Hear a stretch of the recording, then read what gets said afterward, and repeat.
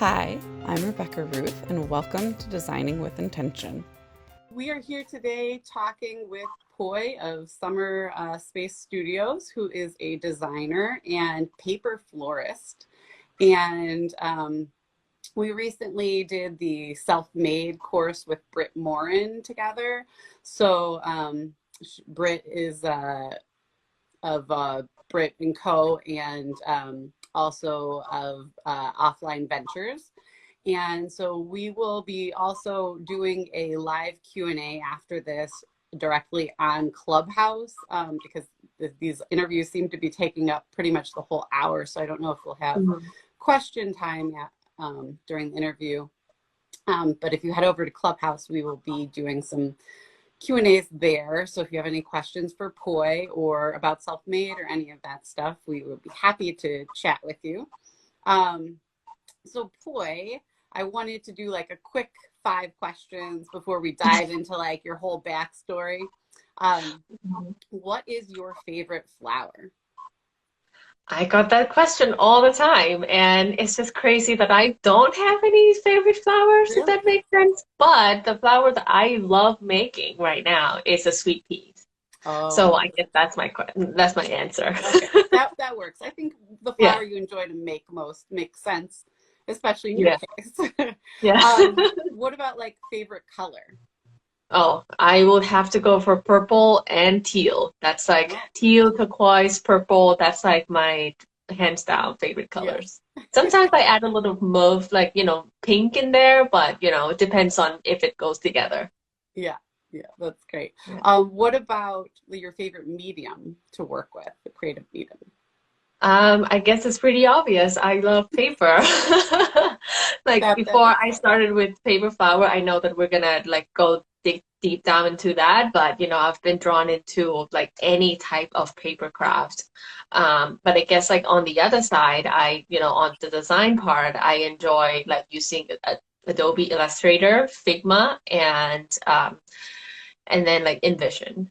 Okay. That would be my favorite programs. Those are fun. And then do you prefer making or teaching? Because you also have some workshops coming up, which are exciting. Yeah, like that's a really good question because to be honest, like at the very first, I wasn't really enjoy teaching as much just because if I didn't have that much experience. But to be honest, like right now, like I enjoy doing both, like equally. It's because like, seeing people after I teach, seeing people like walking out with something that they were proud of themselves and, like telling me like, oh my God, this is going to be my favorite hobby. I found my joy. And it's just, makes me feel so happy. So yeah, I equally love them both. That is amazing, bringing that joy to other people. Yes. Yeah. And when you were a kid, what did you think you wanted to do when you grew up? This is going to be the first time that I'm going to say this. Only my husband knows. I wanted to be a Broadway dancer. Wow. Well, you're in New York, so maybe it could still happen. Yeah, I mean, that's a part of the reason why I chose New York and moved. I grew up in Thailand and, seeing like, Broadway shows from TV and I want to be there. Like, this is so great. I just want to be that, like, I didn't want to be the lead singer. I want to be the ensemble in the back, like, doing, this whole thing. It's just so nice and fun. Yeah, But yeah, that was my dream. That is such a fun answer. I love that. So now you grew up in Thailand. So what was your childhood like growing up in Thailand? And like, do you think experiences from childhood influenced like your creative journey? So I love that question because no one actually asked me that before. So I was born and raised in Bangkok. It's the capital city of Thailand. And I guess like my childhood, I was really fortunate that my dad works for Thai Airways. So he like a what's it called? Like the aeroplane engineer. Okay.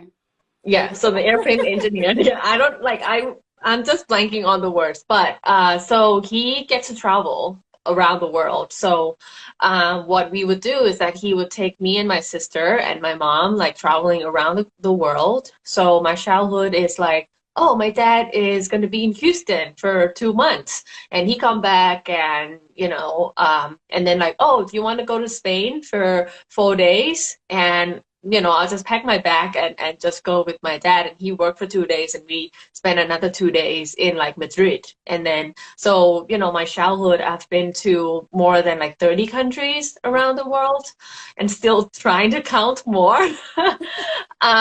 So I guess like, with that, it's just like opened, my horizon, my like, learning English as well, because my dad came to America a lot, and he would bring Disney cassette or like a video to watch, and he would practice, teach me how to practice English by using those like videos, and have to like, rewind. I was born in '90s, so back then there was like no Netflix or nothing or anything like that. So I guess that's like, the memory that I grew up with, and, watching Beauty and the Beast without any subtitle. And had no idea what's going on. Like, I couldn't understand English, but I would understand like, the animation. And I was drawn, like one thing that I just learned not too long ago, that I was drawn into like the color scheme of each shows or cartoons that I was watching. So like I guess like, that probably my childhood, that probably influence of why I'm so drawn into mixing colors together, if I was to say. But yeah, that's how I grew up. That's amazing. Like I would have died to have had that experience. That would have been so inspiring, I can imagine. So speaking of your parents and your dad working in aviation, so how do you think they played a part in developing your creative skills? I think to say that it's also when I was growing up, I where my house is, like I grew up with like all my dad's family, which is like seven, six uncles and one aunt live in the same area. So we have like 6 houses, and my grandma house in the middle in the same area. So like growing up, we were just like running around the houses, and I was just like, play with dirt and like turning like leaves and flowers and make like food out of it and trying to sell it to my aunt. And I think like, with them giving me all the freedom to play around and just, get dirty and just, put like all the dirt on my face and whatnot. They just let me do whatever I wanted to do. And they were never expected me to, like, my dad was never expected me to like do the same thing that he did. I can't do math. I'm that's a science. Like, I don't know what's going on. And my mom works for the bank, and she's really good at math and, taking care of us also, like, but, without like any expectation. And they also like supported me and my sisters to do whatever we want. I think that like, influenced me in a way that, whatever I choose to do, they're like giving, 100% support. So I think that's really important. Yes, that's so great to have that support from your family. I agree. And then, so moving through, like, as you got older, you decided to go study advertising and journalism in college in Thailand. What do you think influenced you in choosing that career path initially? So the funny story is so it's not the same system that we have in the States, how you enter the university, but just long story short, it's kind of like, doctor's matching program, where you pick like your 4 best university, and then like if you get the high score to get into that program. So my number one choice wasn't advertising program. I wanted to get to political science, because back then I thought that, okay, if I want to travel the world, I probably have to enter the program that allows me to be a diplomat, or like stationed somewhere around the world. So that's just my like straight thinking, that I want to travel. I want to be able to speak multiple languages. So that was my first choice. But I was off by 0.23 score point. Oh. So I got to my number 2, and that's an advertising school, like kind of an art school, but the same university. And that's was a program that my mom recommended because he told me that like you wouldn't like being a political science, you would enjoy doing like broadcasting, you would enjoy doing like multimedia kind of thing because she has a lot of friends in that industry. So she told me to go for number 2. But I was also studying French back then in Thailand. When you do this entrance to the college, you would need to pick your best score of each subject. So I was picking English, number 1. I enjoy like English a lot, and Thai, and then there is social science, and then French. So those are like the 4 score that entered me to college, and that's where I am. It's just like, oh, so now like I'm in advertising school, and then I was just figure it out as I go. Yeah. And so tell us a little bit about like your early career in advertising, and how do you think it influenced you in wanting to then go on to study graphic design? Mm-hmm. So from my program at in my college, most of my friends are like going straight to advertising agency. It's just like, a very straightforward thing, right? So, and then like I applied to this company, McCann Erickson, that's actually had a headquarters in America as well. We're dealing with like global clients. So I knew back then that, I want to work on like with some companies that has again, the headquarters somewhere else, so I can use my English because like I want to, put my English skill into good use. I think back then I was account executive because I didn't have a background in like designing or computer graphics. So that's like probably the, like, oh, organizing, talking to clients, and maybe that's a starter. So, and I got the job and I tried. I think I was in the advertising world for around 2 years or something. Yeah. And that's, how it started. Yeah. And then, so then after working, like starting in advertising, then you decided to move to New York. And obviously we heard about your Broadway aspirations, but what else like kind of was a big pull? Like, did you want to do, graphic design in New York? Was that? So during the time at the, while working at an advertising agency, I found myself hanging out with the creative friends more than the client service people. Like I do hang out with them, like I hang out with everyone, but I was fascinated by like, just sit next to them and like, how did you like draw that on the Illustrator?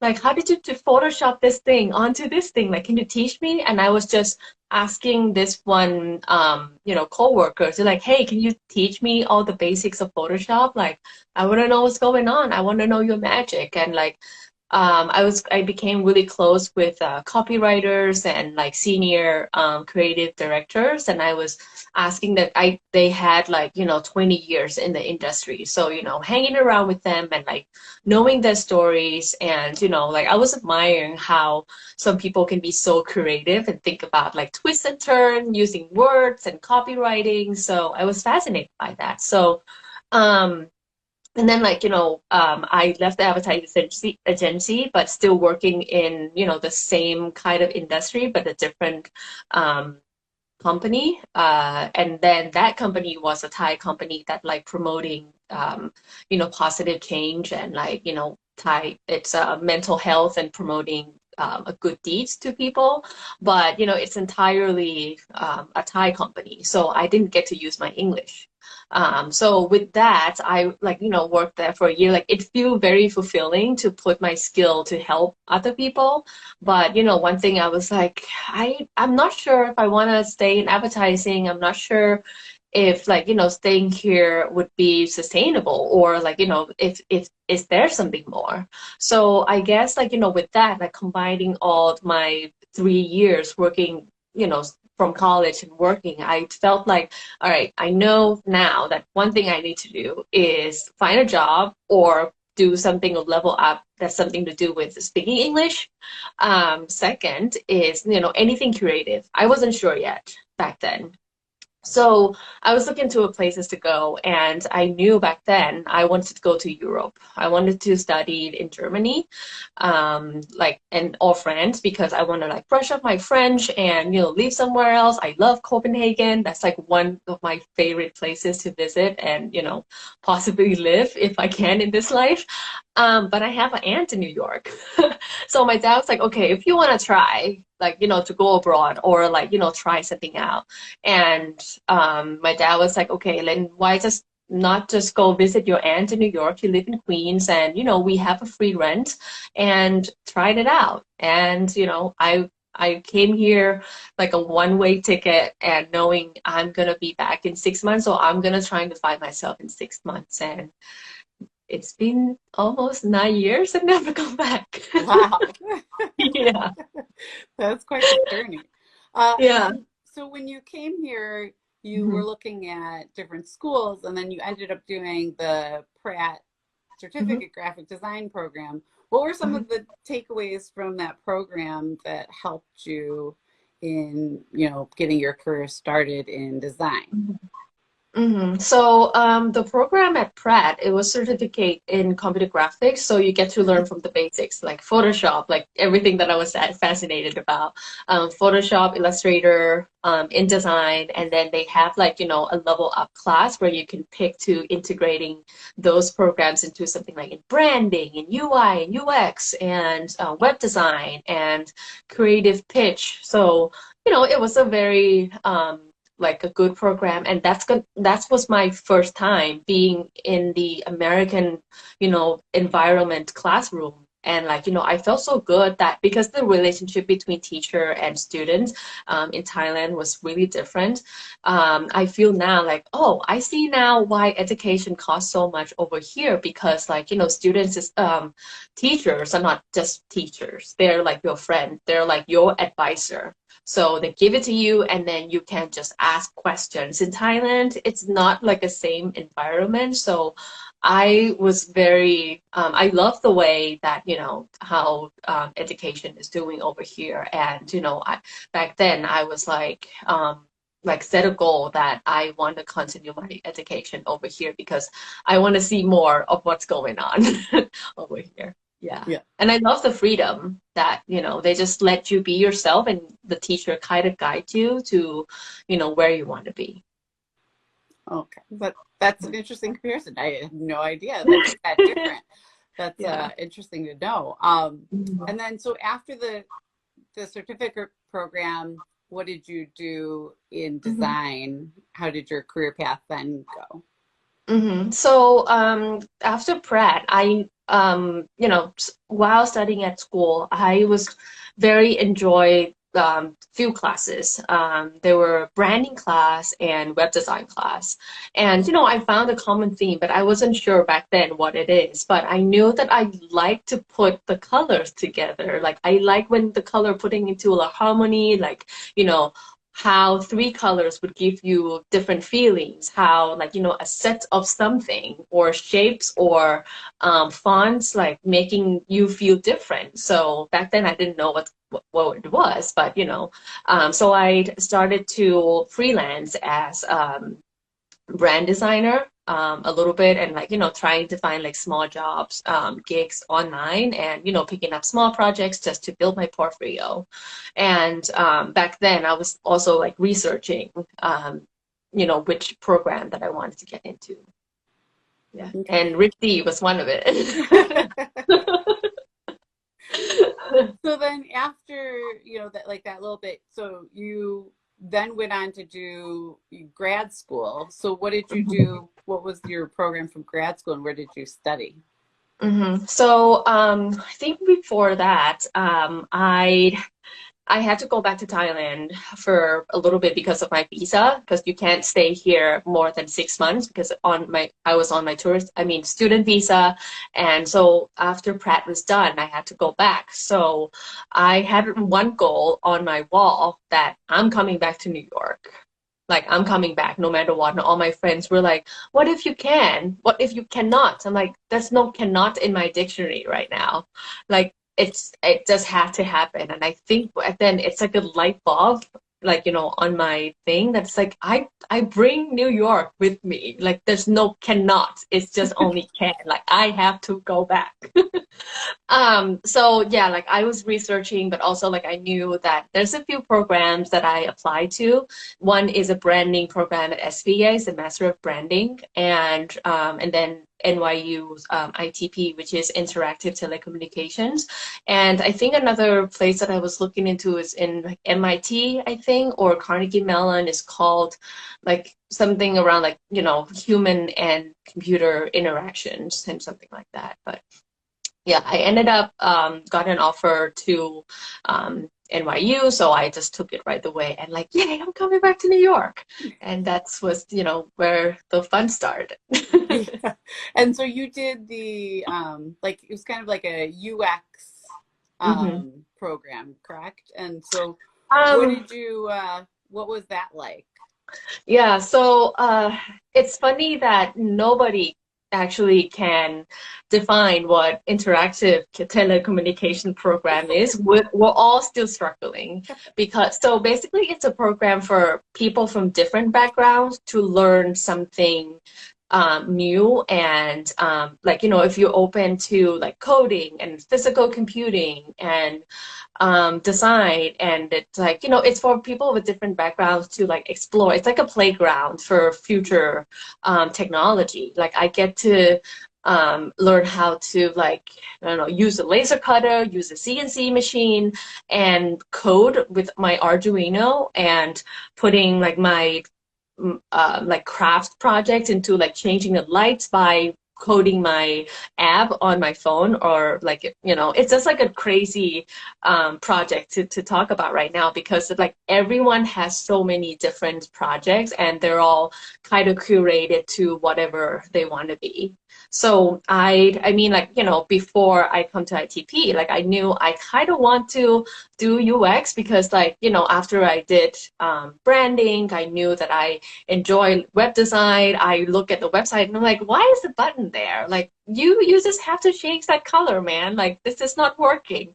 And I feel like I'm nitpicking on like a small things that like, no, I want to change your branding. So like I started to just do a case study on some of the website that I use a lot, and like use that as an application to ITP. But a long story short, it's for like engineers who have no design background to collaborate with designers, and for designers to work with engineers to knowing how, like, this like nice design can like live or be in the real world, or like creating a really nice VR game, and then create like a good user journey with that. Yeah, if that's answering your questions. It's still struggle to answer that question. Yeah. I love that you don't know what the program was. It was all things. It's all things. I think that's part of the reason why like I picked illustration with RISD was that I got to do things in photography and drawing and painting and graphic design and like animation, and all kind of worked under illustration. So I can understand that like one thing. I was gonna say I think that with all the different influences, like working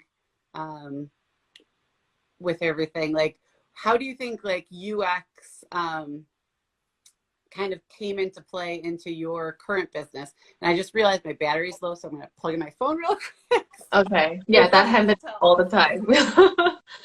I think, I mean, that's like, happens along the way while I was studying. Like I knew that, back then UX, like the word user experience, is kind of just introduced, but it was like, it depends on which company or industry you're on, right? Some of UX probably belong to like customer, or some places would be, I don't know, like in the graphic design department or marketing. It depends, right? So I think like for me, like I found myself before even when I was working as a freelance brand designer, I found myself like trying to think, like look back and define who is my user or who would be using this brand or like the character. And like I found myself also thinking about like what is a journey? Like, what do they look like? What do they do? What kind of clothes they're wearing? Where do they go? And what type of things that would draw them into? And like I tend to like, within advertising, you just have to like define your customer in like, creating persona, right? Like it's a target, your target group, right? Into a one person. So, with that, I was drawn into that idea. Like it makes it things so easy and, having a story to back up your design. Like, yeah, my design's probably not the best design, but, I did my research and, it's a proof of concept that like why it is what I'm presenting right now. So I guess that also come into, play working with my business while I have to talk with 3 different target audiences because I teach workshop.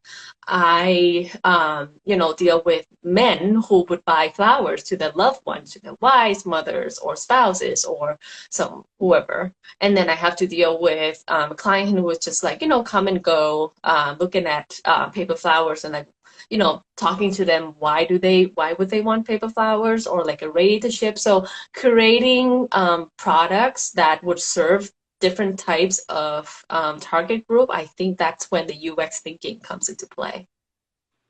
That's very cool. And then like with all the different influences through your career, like, and developing this love of paper, like how did that kind of transpire? So again, this is another funny story, which I'm gonna try to, concise it because I tend to go along with a long story. But so in ITP, like I said, it has like a lot of different classes. One of the class they had over there, it's called 100 Days of Making by my professor, Kathleen Dillon. She went to, I think, Harvard, and then she also like teach at MIT, I think. So like at MIT, they have this class called 100 Days of Making. It's basically you pick, like for 100 days, you pick a project, whatever like it is, and then do it for 100 days.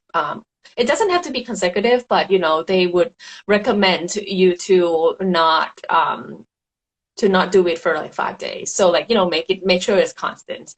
But the idea is, it's not about creating something perfect every day. It's about like, focusing on one thing and continue doing it. And so I have my best friends took the class, and I didn't take the class. I took something different. And after I graduated, I was trying to find a job in UX, and I couldn't find any job. Back then, I was an international student, so it was harder. And I knew I wasn't like the best designer or like had the best portfolio. So it took a long time for me to find a job, and I was really stressed out. And it was a point that I was like, almost gonna go back home.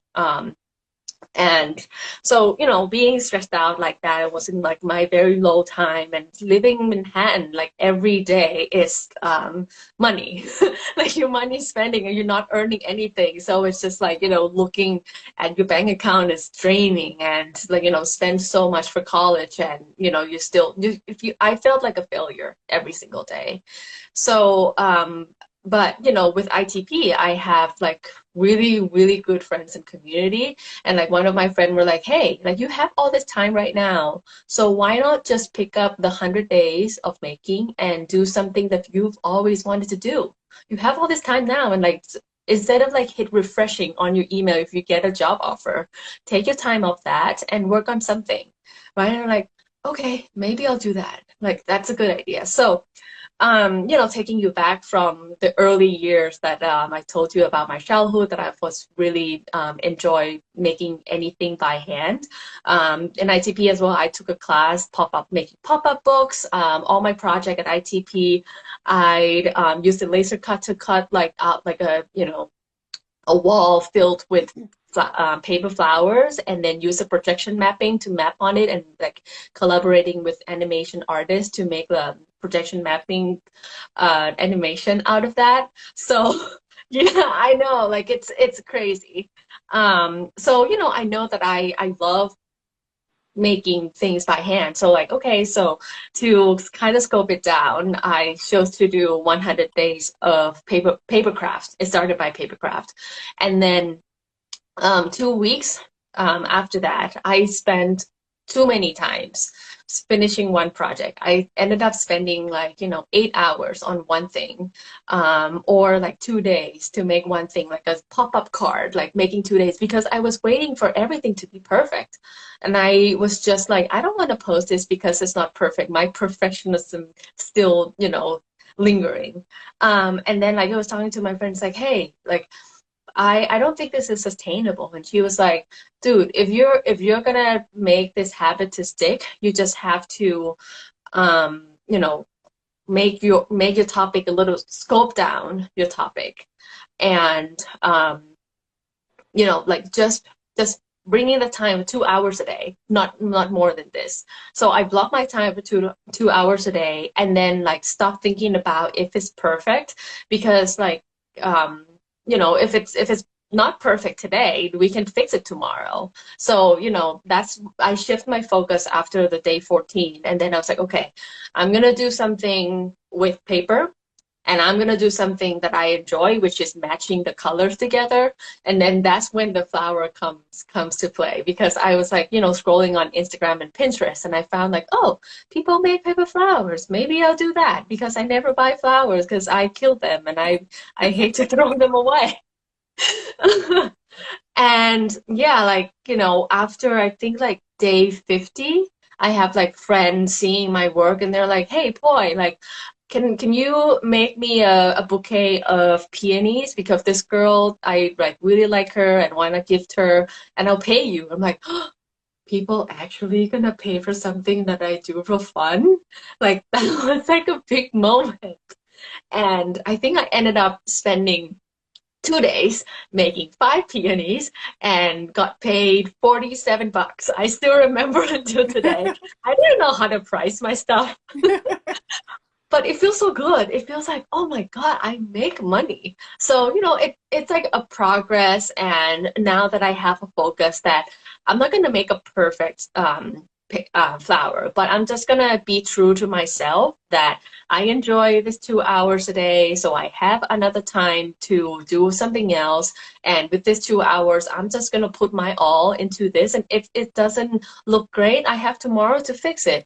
Like, I just focus on being today. And if today I do better than yesterday, I'm good. And if today I didn't do good, then I have tomorrow to fix it. So, that mindset, came along, and like I just realized this not too long ago as well. It's like dish all my perfectionism, and it's just like, focusing on like, oh, is this me? Great. Like, I'm happy about this. And, I started to get more people asking to buy my flowers, or like, hey, teach me. And I invited my friends like, hey, you want to hang out? This is before COVID. Come and, I'll cook for them, and we'll make flowers, and it's just hanging out. And I think it's like that's basically when it started. And, I felt so lucky that I have that. I found that. Yeah. Yeah. I mean, like Jasmine and a couple people chimed in, there's something therapeutic about doing art just to kind of get you through things. Like when my daughter was diagnosed on the autism spectrum, I definitely dived into a lot of art just to kind of deal with a lot of the emotions that I was dealing with. And also I love like that you're talking about like the progress over the perfection, which is something big that, we both heard a lot about in the self-made course we both just did. Yeah. And then, so like like now that you're doing more than just like a flower or whatever, like how do you put together your arrangements? Like what influences those? So the way that I make my flowers, I probably like are different than other paper florists out there. I started by matching my colors first. I have this like, a Pantone card where I made myself. I can show you right here. Like, make a little like square thing, and then I just like, matching them together and make them in a set. And after I had it, said like, what is this color palette would do good with the flower? And I just like, researching on like pink flower, purple flower. Today I feel like want to make just leaves, and I just, research on leaves and just wing it. And that's how I start with my flower, but with the arrangement as well. Like when I make flower, like as you can see, I have a lot in the bag. I just make them, and then one day if I'm like, all right, like I don't feel like sitting down and like staring at my computer, I just put on a show in the background, mostly Schitt's Creek, or Broadway, soundtrack. And I just start like, putting all the like flowers together and see how it looks like, and take photos and see like, okay, I like this. And, if I don't like it, I just take it out. It's not going to die. Like this one right here has been with me for like almost 2 years and it's still there. So, I get to play around, and that's how I do with all my arrangements. It's just like, what feels right for me. Yeah. Yeah. I mean, that's fun that it lives on for that long, and that you can keep, trying different, combinations. Do you, with putting the colors together, do you like look for influence of color palettes, or is it more just kind of sitting down and playing with the colors? I mean, it depends on the day, honestly. But for me, I'm really drawn into like pattern design and like interior design. I was just like, my Pinterest board is all about like illustrations and like some calligraphy, and or like textile, seeing the colors. And most of the time it's like clothes. Like I can show you right now what I'm wearing. It's like purple. And like some teal. So sometimes I was drawn into, like a floral clothes as well. Like, seeing like, oh, that skirt, like, okay, like, crop the photo and then like print it out, and then just matching my palette over here and turned it into a bouquet or a flower. So I think that's how I play with my flowers. Yeah. I love that. And then we both recently, as I mentioned earlier, took the self-made course together. Like, what brought you into taking that course? And had you already started Summer Space Studios, or was that part of something that happened in the class? Like, how did that all? Yeah, so for Summer Space, I would like to tell you where the name came from. So Summer Space initially like started when I was still at NYU, studying, and I was stressed out, didn't know what to do with my life, and I was still living in Queens with my aunt in a small attic. And like every day I'm coming home is so tired and not know what's going on. And again, like that's like I just thought about like, it's in the winter. So, I thought about home, which is the land of always summer. And I thought about like, oh, why is this cold? It's going to be, and like, I'm not designed for this. I'm Asian. Like, I can't take this. So it's like, so I created my own space. So I just called it Summer Space because it's like, something reminds me of home, something that I look forward to. And it's my happy space that one day I just make rubber stamp, or I just write my journal, or make a sticker, or draw, or do like calligraphy program, like whatever it is. It's just my summer space. But, to answer your questions, when I started, and then when like 100 days is done, right, I just have a good portfolio. So I put together like a website for Summer Space, and then just showcase my paper flowers. And back then I was didn't have a full-time job yet. So I walked around New York and just asked for like stores to, hey, do you want to do workshops? Do you want to collaborating with me to do a pop-up? So I did pop-ups with West M, Madewell, and I like teach classes with Craft Jam, which is a craft class for adults. Like you can bring wine and, any of your favorite drinks and just crafts. They have like different types of crafts. So that's the scale that I did. And, I ended up getting a job as a UX designer at Estee Lauder. And I work as at the global office. So, everything like e-commerce. So I scaled my studio back to be like a side thing that after 9 to 5, I hop on the train down to Soho and teach a class, or sometimes on the weekends. And that's a scale that I had. So, and then in May, the COVID hit and, they have to cut down people from my team. And I knew I had to go because that was the only contract in the team. So, that's like a pivot point of like a big point of my life that like, oh, like, as you can see, like, my story, I've always wanted to be a UX designer and trying to find a job so hard. I got the job and then it's just like slipping through my finger. But I mean, it was tough. Like I'm gonna say it's like, hit me really hard and I cried for like 2 days and like, what am I gonna do with my life? But then like one day I woke up and I'm like, I feel so lucky. Like I'm so relieved, like for some reason. Like I had a really best team. Like they're super supportive that I have like my side hustle. But I just felt like, oh, so now I can just wake up and make paper flowers. Like this is great. So I mean, like, with that, I took a break for like 2 months and I knew back then that we're gonna move out from the city because my husband is a doctor, so he got a hospital out here. So we knew back then, before COVID, that we're gonna move out. So like, okay, this is maybe a time where I just, take a break, move out of the city, enjoy a bigger space than a tiny studio in Manhattan, and see what's going on. And then again, my same friend who recommended 100 Days, Paula, sent me Brit and Cole's self-made program that, hey, you should apply to this program. This sounds like you. And funny thing is that 2 years ago, when I finished my 100 Days, I sent Brit one of my bouquet to her as a thank you that she's like inspired me to, continue doing my crafts. And, I found like, so, we've all been her friend, right? Like who's not a fan of Brit Morin? So, and then like, every little small things comes into play where I'm like, okay, like I'm just gonna apply for the scholarship and see where it takes me. And I got the scholarship and it's been a very incredible experience. Yeah. I mean, it's a pretty amazing class. Like, what do you think was like a couple of your like biggest takeaways from the class?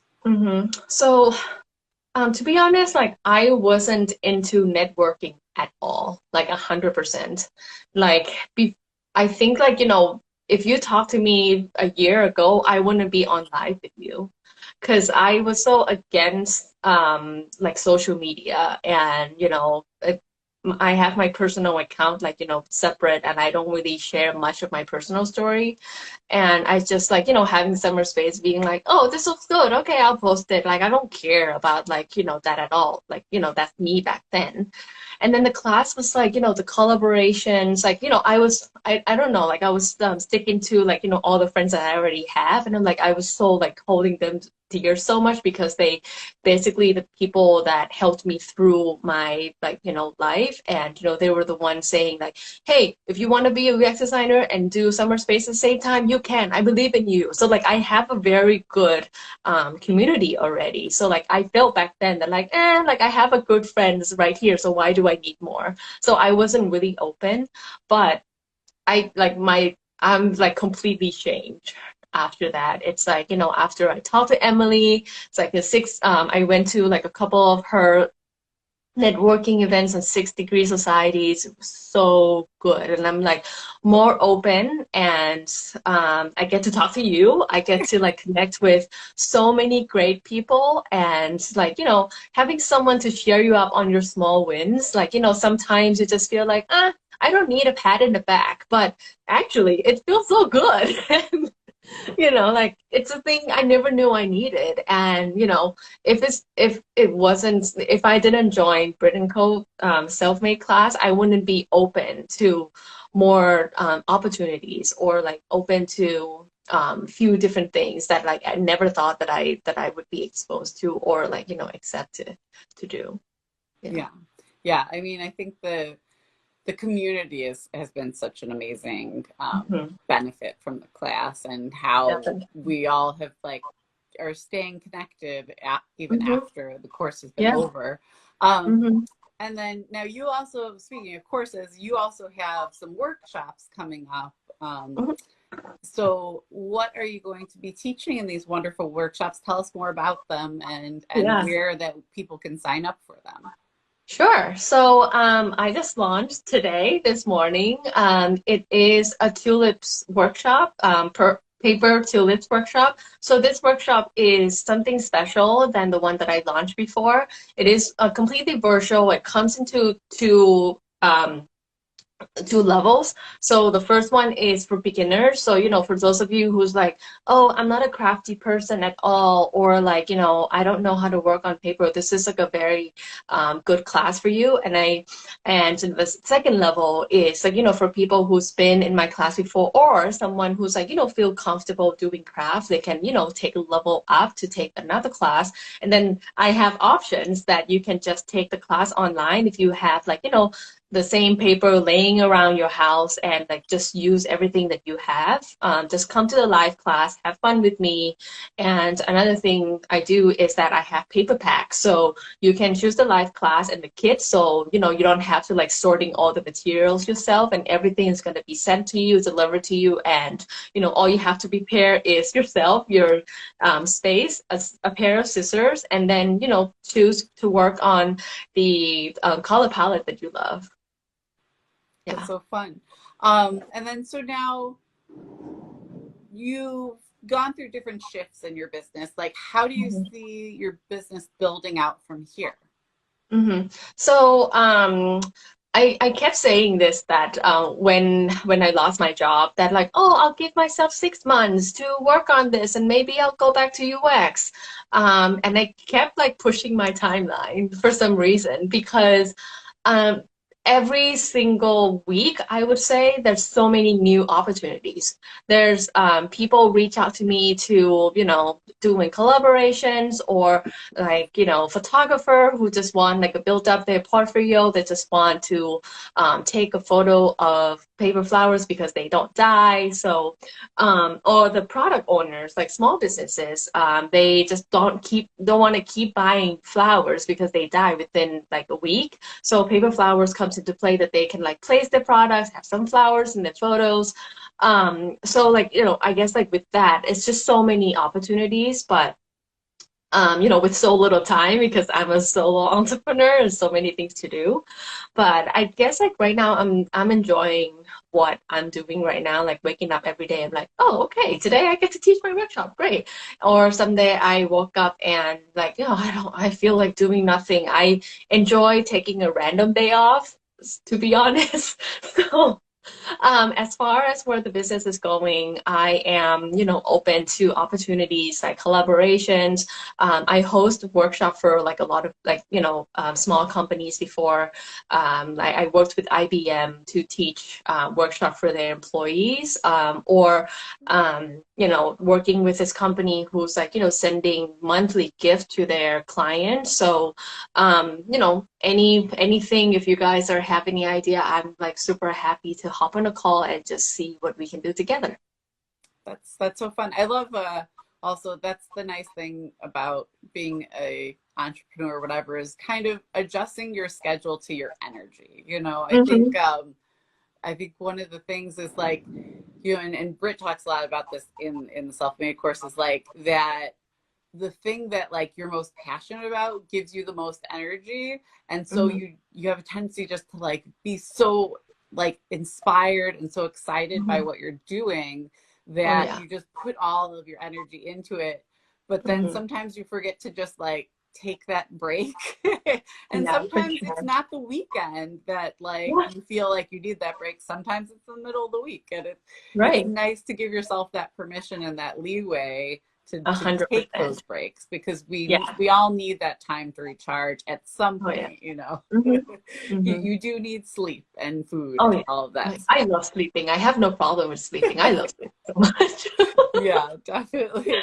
So do you plan on doing another 100-day project? So I have another account for 100 days. Actually, I just finished one. It's called 100 Days of New York Illustrations. When I was moving out, I was lingering into like, things. I walk around the city. I just want to keep the memory. So I did that, and, probably gonna turn that into like postcards or posters, and, some other prints, which that's something that I like you and I were talking about. And then another one I think I'd started and I just never finished is like 100 days of like botanical illustrations, because I just want to study more on the flower and botanicals. But then like it's life gets in the way. And Yeah. that's one of the things that I'm like, all right, I guess I'm just gonna put that on pause and then I'll pick it up when I can. Yeah. Yeah. Yeah. I mean, I think I love what's the account for the illustrations, the New York illustrations. It's called Poi Creates. Okay. Well, I have to check that out later. Thank you. Yeah. And then, so like, what kind of tips do you have for other people that are, maybe crafters or creatives or artists that about, turning their craft projects into a business? Do you have some tips that you could give them? Yeah, sure. So I know that like making crafts is it's like a labor intensive thing, right? And it's like so hard to wrap your head around like, oh, you spend like a whole day making doing one thing, and then like how much you're gonna charge to make this worth it. For me, if it's starting out, like, when you're doing your work, like focus on your energy, focus on your voice. Like, for me, like I just think of myself, like I don't think about like if people are gonna buy this. I focus on like, am I enjoy doing this? Like if I am, then that's checked already. Like I didn't think about like how much it's gonna cost, if it's gonna sell. Like I put that for later.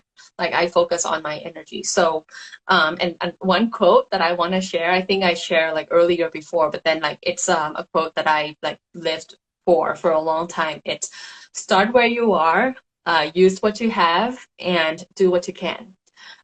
This quote came from when I was finishing 100 Days as well. Like when I was taking photos, like I didn't have a skill in photography, to be honest. When I was taking my photos, I have a lot of people like, hey, what camera do you use? What's a light kit do you use? Or like, how did you come up with like a nice photos? I'm like, literally, I use a foam board, like $7 from Home Depot, put it on my bed because that's the only place that has a natural light comes in. I would wake up early and snap like 2 or 3 photos, and I know how to tweak things on Photoshop. So that's use what I have, right? And do what I can. And my camera is like a 5-year-old camera that is not fancy at all. And if you have iPhone, use your iPhone or like any phones, and use the program or anything out there that you feel comfortable with, and like focus on like what you can do. And something that you can't do, then just ask for help. Seeking someone who's like, I might ask you about like, hey, like I know Photoshop, but I don't know this like, advanced level. Can you help me how to like, combine my layers or something like that, right? So like ask for someone for help, right?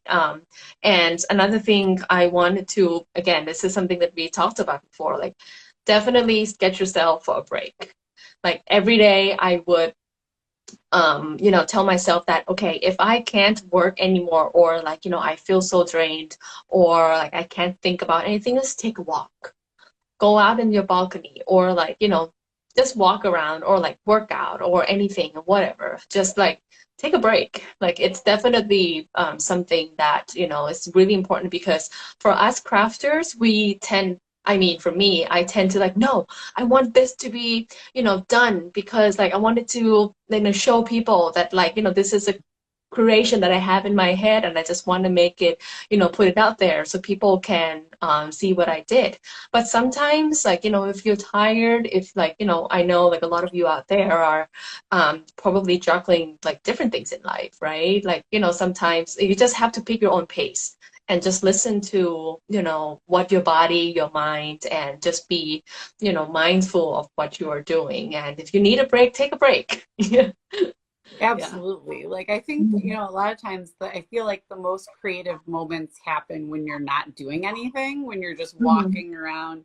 And there are so many times as being a freelancer that I've been working on projects, and then suddenly it's like it's just not working, and it's like you just like have to stop working on that one, work on something else. And it's like give your mind that free space to just like think about it without like working on it. And it's so important to step away at those moments to give yourself that freedom in your mind.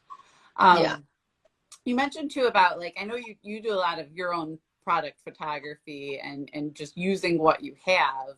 Mhm. Um, do you have any like additional tips on like doing the product photography?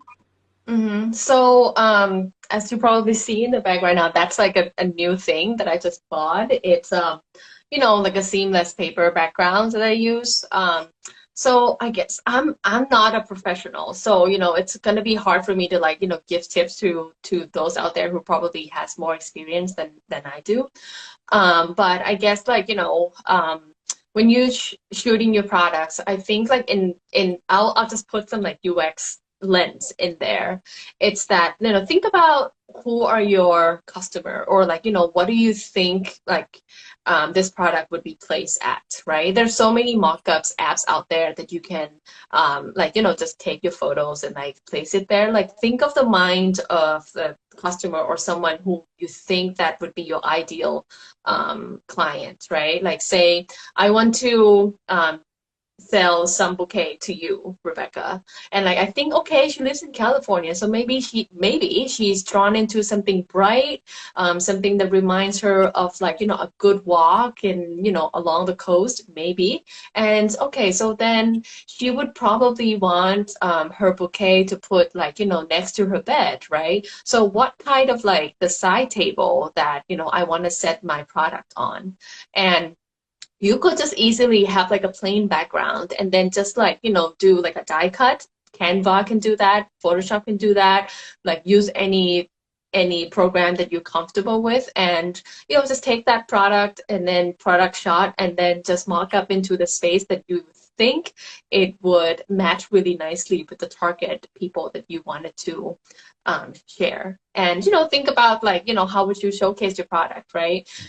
Think about the series of like when you take photos, like okay, so I wanted to show my like whole bouquet because I want to see the general color palette, one photo, and then maybe I'll do a close-up so that people were like, oh, is this actually paper? And then maybe you do another photos where like they see the coloring of each petals, so they can understand that there's a lot of work goes into each petals and I have to do it one by one. So think about the value of your products when you want to create your story. Like for me it's patterns, it's colors, it's hard work. For yours it might be you're using your hands a lot, you use different tools, you are I don't know, like texture is different, you're using different fabrics. So it's different between like different makers or crafters, but like what is your story? And then like definitely think about like what you can tell your story by the photos. Is that answer your questions? Yes, that's good. I think we just hit the hour, and I don't know, I think it like cut you off at an hour. So I just want to let everybody know we're going to do a Q&A and talk more about everything in Clubhouse. So if you jump over there, and if you don't have access to Clubhouse and you need to get in, you can message us and hopefully maybe we can get you in then too. All right. So Yeah. see you all on Clubhouse, hopefully. All right. Thanks for joining, guys. Thank you. DM me if Thank you you have so any much, questions. Poi. It was so great Thank having you. you. Bye. Sure. Bye.